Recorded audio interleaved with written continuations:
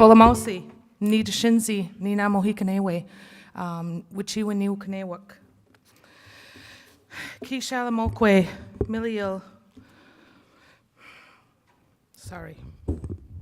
Huata tima wakan. Good morning, relatives. It's great to see you. I'm asking this morning especially that the technology works. Can we see here? That's all right. Thank you. And I ask for a peaceful mind this morning. I'm hitting the button and it's not working. I can just stand up here and do whatever.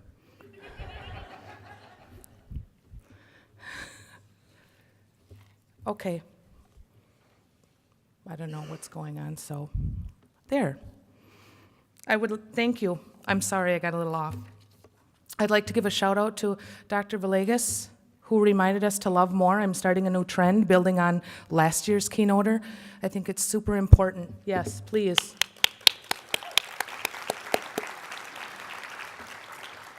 She is a community-based and traditional person, and I like to say that I am too. I wore my moccasins to ground me. Sorry for anyone over there, I won't lift my leg too high. But also so I wouldn't fall when I got up on the stage. I think it's super important given what's going on in the world today. I always have thought it is, but it is a reminder about the natural and unnatural traumas that exist in our lives. And I would just like to take a moment of silence for anyone around Kukanaaki, Mother Earth, or here, or who came to conference. We're praying for you and we're thinking about you, so if we could just take 30 seconds.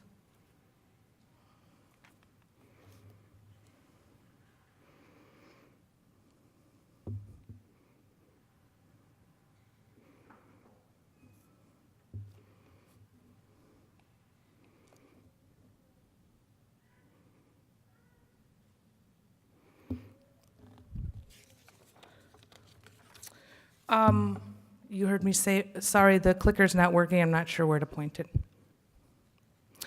So these are my folks. I'm proud to be biracial. Coco Katani is the person who got us on our path. And a lot of us who have mixed race, it is our mothers sometimes, in my case, that has to put you on that path because it wasn't safe to be Native American back in the day, and I'd like to honor all the relatives and the ancestors that might be floating around the room who've done that hard work. I stand here before you, and I understand the importance of this moment. I also am a practicing, everyday, traditional Mohican, and I like to shake up the academy, stir it up. So we're going to hear about that today, too. In full disclosure, you have the Midwest Express today, the Bowman bookends. That would be Jolene and I on the left when we were little. I'm sorry it's such a bad picture. They used to call me Planet for Planet of the Apes, which I hated because I sort of kind of look like Chaka, you know, a little bit. But then I think about my Indian name, Wichiwaniu Kanewuk, which means accompanied by the four eagles. Chokalila, my elder, updated it when I got a PhD, and it's Flying Eagle Woman. And I guess I am kind of Interplanet Janet, if for those of you who are old and know that jingle from the 70s, because I get to go to a lot of places, but I would just like to take the time to say, boom, Jolene, it's fun. Let's see, I don't know where to point. There we go. So one of the ways that I come to you is I try to take my traditional teachings, and I'm going to talk a lot about being an innovator, but we must ground ourselves in our traditional teachings and always be connected to community. Otherwise, we just become another person in an institution that's institutionalized. So through my publications even, and my presentations, I really try to frame everything around the four directions, one of the first teachings I was given. So this is our Eastern door, where we build relations and we share strengths. I think if I keep my hand down. One thing to remember about being an innovator is that you are also going to be labeled as a troublemaker. Yes, that's me. Not much has changed. Innovators introduce something new, advance an idea, or are originals. I think we need to capital the O on originals because we are the originals. And I would like to thank the tribes that were originally here, whose land we are in bones we are on. We're rule breakers. And there is a teaching in my community about rule breakers. And basically, the Creator thinks rule breakers, because anyone who doesn't want to break the rules wants peace, and they might be called a coward. That's what one of my elders told me. But today I want you to understand that through policy, you can have game-changing, you can use policy enforcement and evaluation. Evaluation is really important. We can have all the policies we want, we can have all the programs we want, but without evaluation, our voice isn't in the literature, it's not at the tables where it needs to be. We need to be able to use evaluation to change the way we play the games. This is a picture of me, no girls basketball team. I think it was, I'm gonna lie about the year. It was probably 1985. It was, I graduated in 89, I think that's right. And there wasn't a boys basketball team. And She's Definitely Different was my first headline, and I think people who know me would say, still the same. Title IX was important, but it was my father and my uncle, Roger, who said, you better be doing Title IX. You know, my uncle, Roger, said it a little nicer. He's Chimook, he's Shwannock, but my father went, I'll bring a bat down here to school. He didn't really say that, but he gave him the eye. And I got to play. I was the only girl in the state playing on the team. But it's about performance, right? And it's about enforcing policy and making sure you speak up. So I guess since I was little, I didn't let anything stand in my way. It was great that I was a tomboy and that I could perform and that I had a voice. And so I think that's carrying on through the work that I do. And so we like to say I'm putting the I can in Mohican. And so from my earlier years to graduating, and the picture on the far right is working with the United Nations in Bishkek, because we're going to learn today about why policy and sovereignty is important. We don't want to be minimalized with just culture and language. Culture and language is everything to me. But a lot of people don't care about culture and language, so we have to get in there with our voices in our governments and say, why aren't you using the Declaration of Indigenous People? But it all begins in the, sorry, I gotta keep my arm down. In the Eastern Doorway with building relations. Everything you need to know is inside you and around you and above you. So if you think about the 7 sacred directions in the teachings, right, with the 4 directions in the sky and the earth. This is actually, and thank you to Karen, my elder, this is a picture of the inside of our lodge. So it's the real deal, Holyfield. You have to get in there, because whatever, one of the first teachings Napus gave to me, Dave Turney, from the Menominee tribe, was, who are you? How do you know who you are? You got to go inside. Everything you need to know is inside you. You just got to unlock it and get on that journey. And that was one of the best teachings, because whatever you do inside your lodge and your language can help you make it out here. We heard our president just say that. This slide is mostly for me, in case I was nervous, but it also is for you. Remember, your ancestors are here. They have worked hard. Some of them have died. Some of them are struggling, but we all have a responsibility. Mine is, because I am Wampanoag, to take messages in the 4 directions.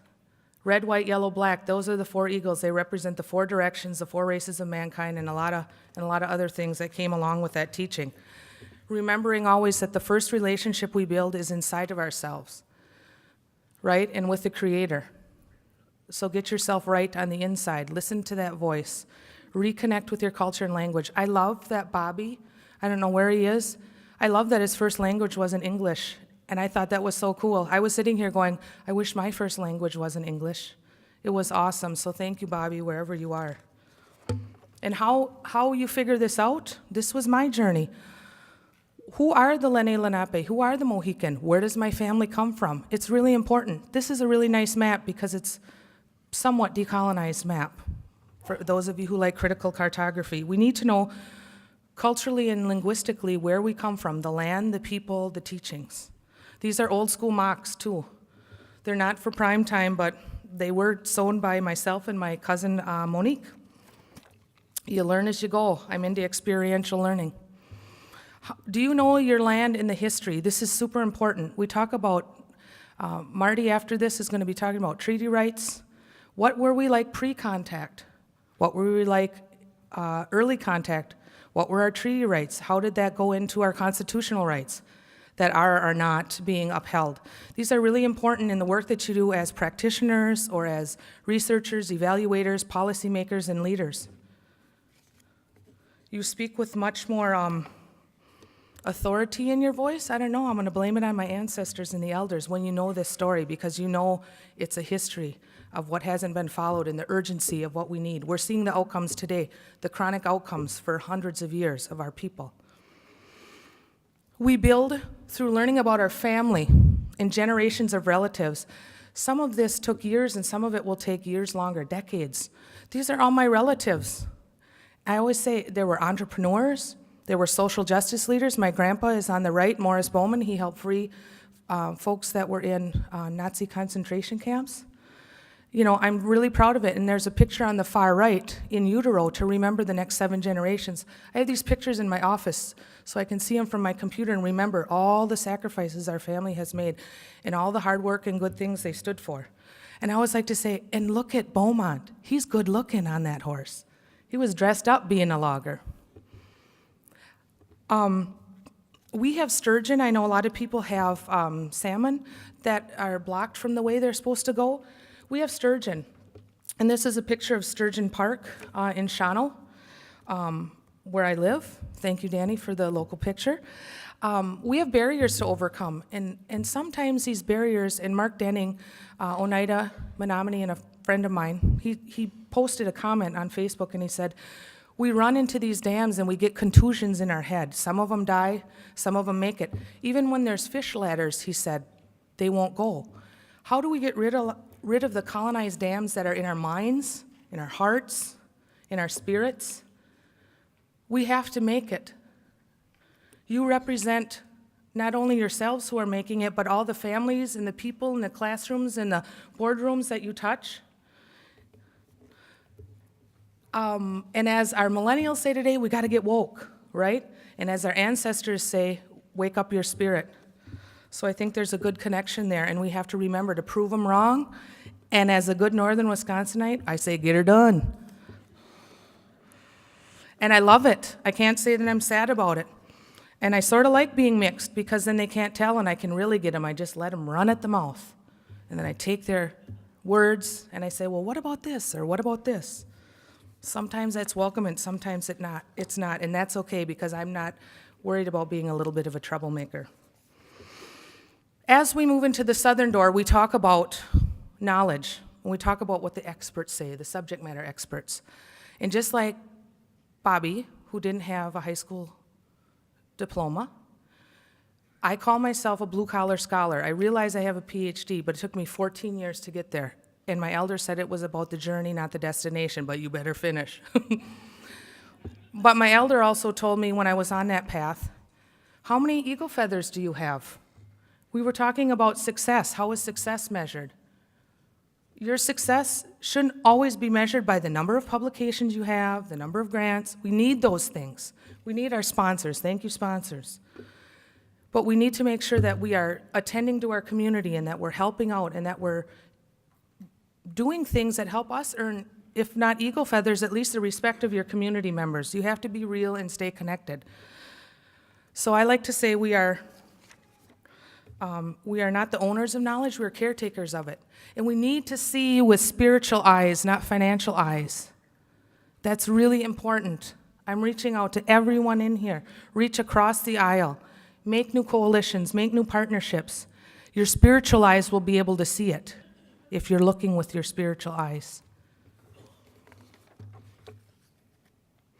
Think about how we can use, for those of us who have advanced degrees, how is academia a lever for accountability and for bringing more people up?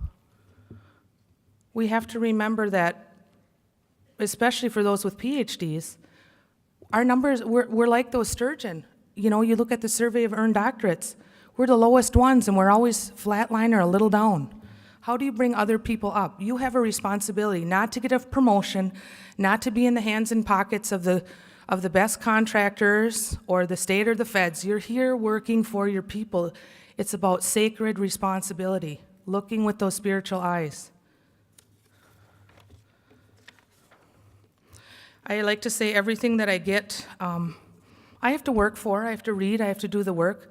But there's a lot of times that I'm just out praying or I'm sleeping, like trying to put together this keynote, which is crazy.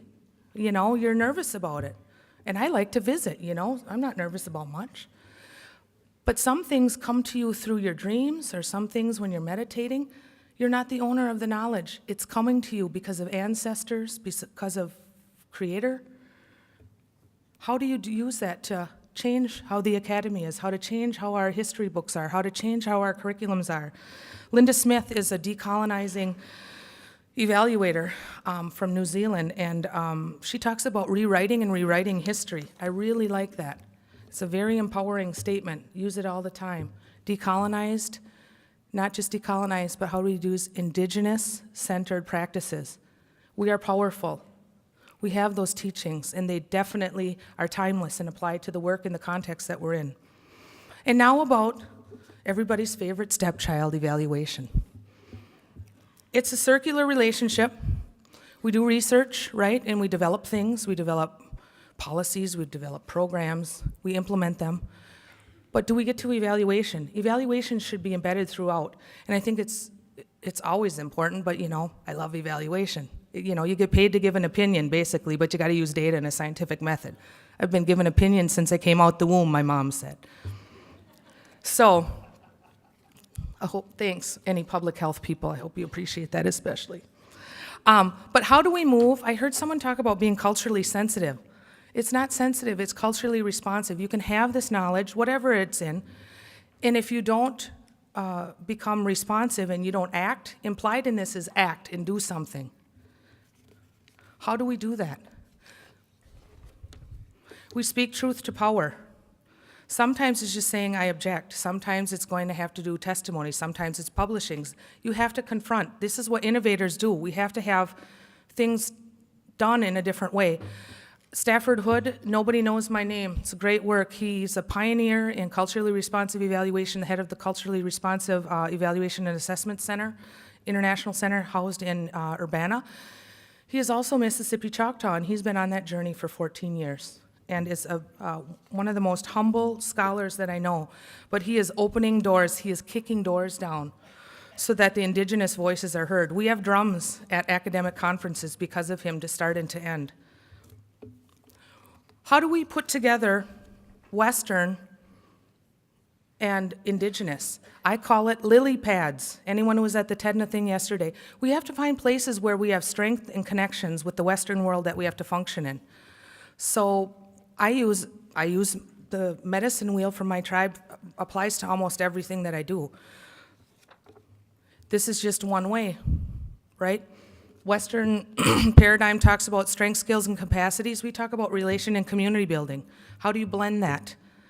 You don't have to get rid of your culture, but culturally responsive and scientifically rigorous and community context can all be braided into one design. It's very important.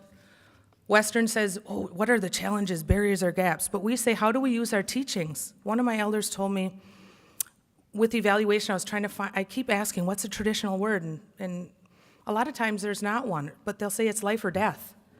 You know, if we didn't estimate or evaluate what we needed, you know, we would die, you know, in terms of food, shelter, and the whole nine.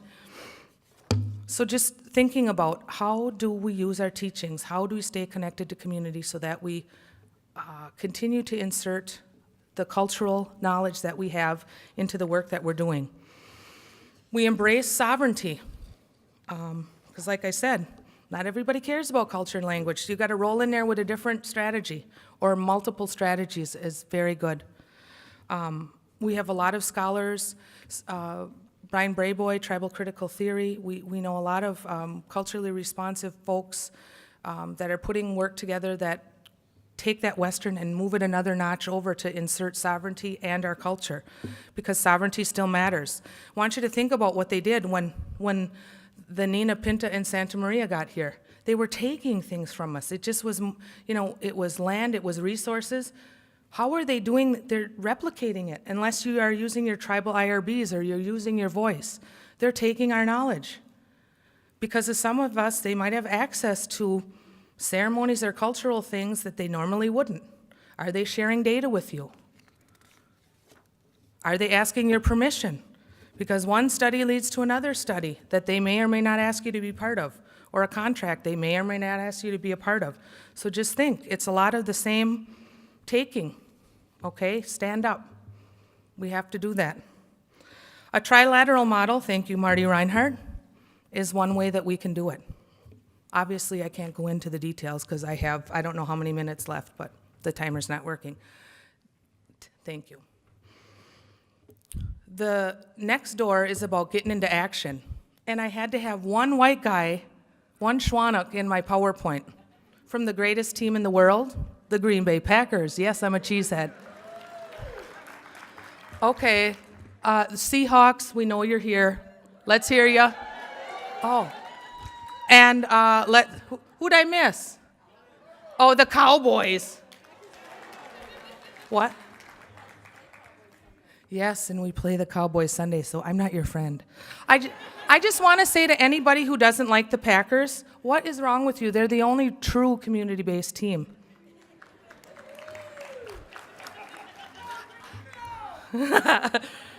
Where's my cheese head? I wanted to put that on. No, I just got kicked off the stage. Love ya. I was thinking, how can I get the audience involved? I'm like, oh, I'll do a Packer thing. They'll like that.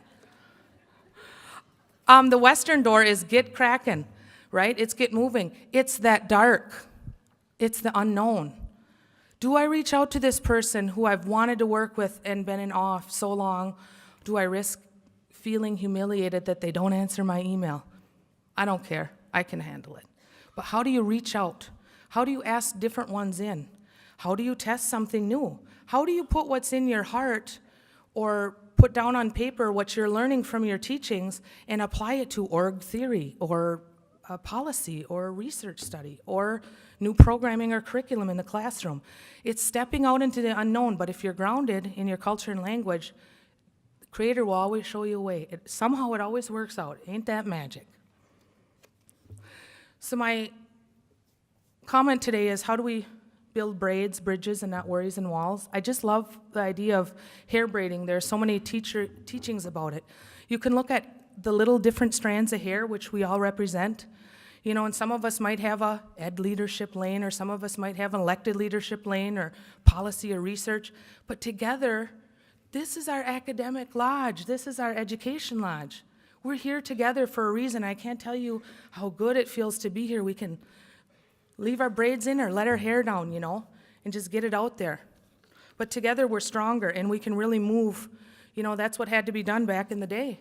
People had to work together. We have to start modeling that old way. What happens when you do? Just take a look at a couple of these examples. This is a map of the North Dakota pipeline. They use critical cartography where the land gets to speak. And Carl Sack from the University of Wisconsin-Madison, woohoo, go Badgers. Schwannock, a white man, put this together and gave it to us as a gift. Because the only other map that I saw was a map that looked like this from the pipeline people. Now look at the difference in stories. This is why policy and research, theories and methods matter. We have to start building things differently, or we're going to have the same outcome. And that means we have different people on research, study, poly, evaluation, and leadership teams. That means we use different theories and methods, or we're going to have the same thing. Anyone who reads boring national reports like I do, from the Merriam Report to the National Indian Education Study, ain't much has changed, people. Can I get an aho on that? Right. We can do it, though. That power and that brain power is in this room and also floating around. Oops. Look I just bumped her. How do we apply and get our voice into policy studies? Tribes are of equal sovereign power to the federal government. My study showed that. Marty Reinhardt is the person, and Marty's right here, who gave me that power to do that. That's that good sharing way, and we give back. It's posted on TEDNA if you want it. Our Canadian relatives told the Canadian government, you have to deal with what you did with us with boarding schools. And out came the Truth and Reconciliation Commission. Larry Bremner is past president of the Canadian Evaluation Society. He made a proclamation while he was president so that any other presidents after him would have to evaluate and make sure these people were implementing the recommendations. Evaluation is super important. We got stuff going on in the United States. How do we, the Maine Wabanaki Reach, the Maine Wabanaki Truth and Reconciliation Commission worked together with the state legislature, and they have their own study. There's going to be a screening Friday at 4 o'clock. Look in your books about the foster care system. It's amazing how much healing. It's amazing Indigenous people leading. I said yesterday, with all these contractors or whoever the state and feds hire, why are they not hiring the people in this room? There are hundreds of us who could be working on these studies, and if we don't build it different, we're going to have the same results. I love what NIEA is putting out, their policy guidance on ESSA, First Kids First policy agenda. There's a session on that. And the 2 Midwest Comprehensive Centers were policy briefs about ESSA that Marty and I created. Dr. Reinhardt, sorry. Look at the boo-boo kitties all up in the room. Yay, Washington. I think this is the next step of where we're going in education compacts. This is the next step in civil rights. I want to see all our states doing what they're doing. Oklahoma is co-designed a ESSA consultation guide, but there's only one person, I found out yesterday, for 130,000 students in 220 districts. That's screaming for an evaluation capacity assessment. Not one person can do it, so it's great to have a policy, but how is it going to be implemented, and how are we evaluating how effective it is, let alone is there capacity to even realistically carry this out? And in the northern door, my last door, this is where our wisdom comes from. Mistakes give us wisdom. Oh, I should be a lot wiser because I've made a lot of mistakes. You can be hyper, and you can have vision, but if you don't have a strategy, you have to have all of it together. You cannot have a lot of energy without a strategy. I'm working on the strategy part because I have boatloads of energy. And I'm looking to my brothers and sisters in here about the visionary, like who can I get with so we can push this forward? Because it ain't about me, it's about it's about our communities now and our coming generations.